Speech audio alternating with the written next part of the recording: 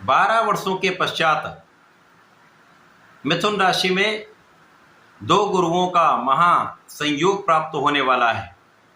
महायुति प्रभाव आरंभ होने वाला है, जो निश्चित रूप से समस्त राशि के जातकों को प्रभावित भी करेगा, कुछ बड़े लाभ देने वाला है। जय श्री गणेश। नमस्कार, मैं आचार्य संजय द्विवेदी। मेरे समस्त प्रबुद्ध दर्शकों का मेरे चैनल पर हार्दिक स्वागत है।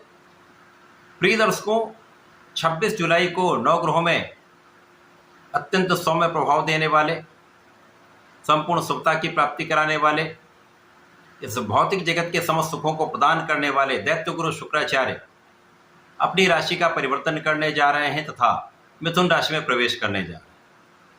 अब 12 वर्षों के पश्चात ऐसी स्थिति बन रही जब मिथुन राशि में गुरुदेव बृहस्पति गोचर कर रहे हैं, वहां पर शुक्राचार्य का परिवर्तन होने जा रहा है, जिसके कारण गुरुदेव बृहस्पति और दैत्य गुरु शुक्राचार्य का महायुति प्रभाव आरंभ होगा, जो अत्यंत विशेष है।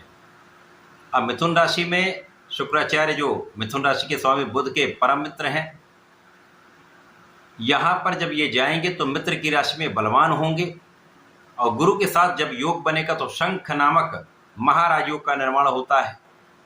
शंख नामक राजयोग एक ऐसा राजयोग है जो आपको ज्ञान भी देता है, आपको शिक्षित भी करता है, आपको योग्य भी बनाता है तथा आपको ऐश्वर्य, वैभव, सुख, संपदा का संपूर्ण लाभ प्रदान करता है।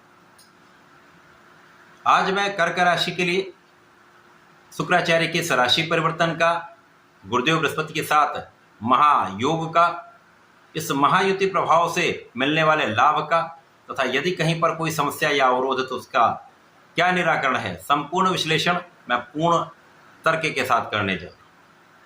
प्रिय दर्शकों, इस राशिफल को आप अपने लग्न तथा राशि दोनों के अनुसार देख सकते हैं। कर्क राशि के लिए यदि हम अवलोकन करें तो कर्क राशि के स्वामी चंद्रमा है।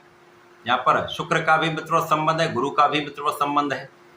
तो परंतु यहाँ पर यदि अवलोकन करते हैं तो ये जो संयोजन, ये महायोग आपके 12वें भाव में बन रहा है। 12वां भाव जो त्रिक भाव है, व्यय का भाव है, जहां पर संपूर्ण ग्रहों का प्रभाव क्षीण हो जाता है, कम हो जाता है। वो ग्रह अपने कार्यकत्व का संपूर्ण प्रभाव नहीं दे पाता। यद्यपि यहाँ पर शुक्राचार्य को तो कार्यकत्व प्राप्त है, परंतु गुरुदेव बृहस्पति यहाँ निर्बल होते हैं। जब तक गुरुदेव बृहस्पति यहाँ पर अकेले थे तो यहाँ पर व्यय आपका कम था। जब शुक्राचार्य आएंगे, जो ऐश्वर्य वैभव के स्वामी हैं, सुख संपदा देने वाले हैं, भोग विलास के भी कारक शुक्राचार्य हैं, तो यहाँ पर कुछ व्यय भी बढ़ता है। तो व्यय पर नियंत्रण करना अत्यंत आवश्यक होगा। कर्क राशि के लिए 12वें भाव में ये जो महायोग बना है, जिसके कारण आपके आध्यात्मिक भाव में भी वृद्धि हो रही है, आपके ऐश्वर्य वैभव में, भोग विलास में भी वृद्धि हो रही। तो दो विपरीत चीजें एक साथ हो सकती, जो कहीं ना कहीं आपके लिए कुछ समस्या उत्पन्न कर सकती। तो इस समय में आपको बहुत संयमित रहना होगा, अपने खाने पीने पर तथा भोग विलास पर संपूर्ण नियंत्रण रखना होगा, तभी इस समय का आप संपूर्ण लाभ ले पाए। कर्क राशि के जातकों के लिए एक विशेष प्रभाव यहाँ पर प्राप्त हो रहा है, जब आपके सुख संपदा का भाव अत्यंत प्रबल हो रहा। इस समय में भूमि, भवन, वाहन का लाभ आपको मिल सकता है। यदि आप प्रयास करें तो इस समय आपका घर प्राप्त हो सकता है, भूमि का आप क्रय कर सकते हैं अथवा एक अच्छा वाहन ले सकते हैं। इस समय आपके सुखों में वृद्धि हो रही है, आपके माता पिता के सुखों में वृद्धि होगी। इस समय आप लोगों का सहयोग प्राप्त कर पाएंगे, लोगों के बीच में आपका विशेष प्रभाव होगा। परंतु इस समय में आपको बहुत संयमित रहना होगा। कुछ ऐसे भी मित्र होते हैं जो आपको भटकाते हैं, ऐसे मित्रों से आपको दूर रहना है। महिलाओं का सम्मान करना है, किसी भी प्रकार के विवाद में पड़ने से बचना है। यदि आप इन सब चीज़ों पर नियंत्रण रखते हैं, अपने मन पर नियंत्रण रखते हैं, तो इस समय में जो लाभ मिलने वाले हैं वो निश्चित रूप से आपको प्राप्त होंगे। इस समय जो जातक, जो व्यापारी हैं, अपने व्यापार को बढ़ाना चाह रहे हैं, वो ऋण का प्रयास कर रहे हैं, काम आपका हो जाएगा। जो किसी विदेशी संस्था से लाभ लेना चाह रहे हैं, विदेश जाना चाह रहे हैं, विदेश से संबंधित होकर कार्य करना चाह रहे हैं, यहाँ एक अच्छा लाभ आपको प्राप्त हो सकता है। जो जातक विदेशी सेवाओं में है, विदेश से संबंधित होकर कार्य में है, उनको निश्चित रूप से लाभ में वृद्धि होगी।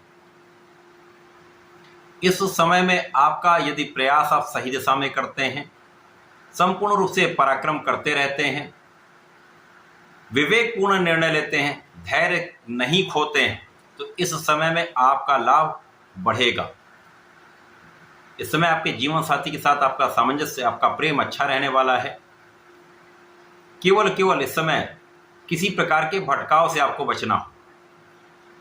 इस समय में आपकी संपूर्ण सुरक्षा होगी, आपके आयु की भी रक्षा होगी, आपके आत्मिक ज्ञान में वृद्धि होगी। कुछ ऐसा विशेष ज्ञान जो आप प्राप्त करना चाह रहे थे, आप कर सकते हैं। रिसर्च करना चाह रहे तो रिसर्च कर सकते हैं। आपकी एनालिटिकल एबिलिटीज में वृद्धि हो जाएगी तथा इस समय में आपके पूजा पाठ में, धर्म कर्म के कार्यों में आपका मन लगेगा। तो विशेष रूप से इस समय में आपको धार्मिक कार्यों में लगे रहना है, आपको आध्यात्मिक रहना है, अपने इष्ट का ध्यान करते रहना है। क्योंकि जब आप जैसा जो समय होता उसके अनुसार अपने आप को ढाल लेंगे तो समस्याएं कम से कम। ये समय ऐसा है जब आपके अंदर भटकाव भी है, आपके अंदर ज्ञान भी है, आपके अंदर आध्यात्म भी है, आपके अंदर भोग विलास भी होगा। तो इन पर नियंत्रण तथा जो अच्छी चीजें हैं उनको आगे बढ़ाने का प्रयत्न आपका जो होगा वो आपको इस समय का संपूर्ण लाभ दे पाए। क्योंकि इस समय में आपके पास धन का आगमन होगा, आपका ऐश्वर्य वैभव बढ़ेगा। तो इस समय में आपको संपूर्ण रूप से नियंत्रित रहना होगा। अब दोनों गुरुओं का संयोजन है, तो जो आपको आत्मिक ज्ञान दे रहे हैं उस पर आप ध्यान दें। जो नकारात्मक चीजें हैं उससे दूर रहें, भोजन पर नियंत्रण रखें, नकारात्मकता से बचें। तो इस समय में आप अपनी ऊर्जा का सही दिशा में प्रयोग कर पाएंगे।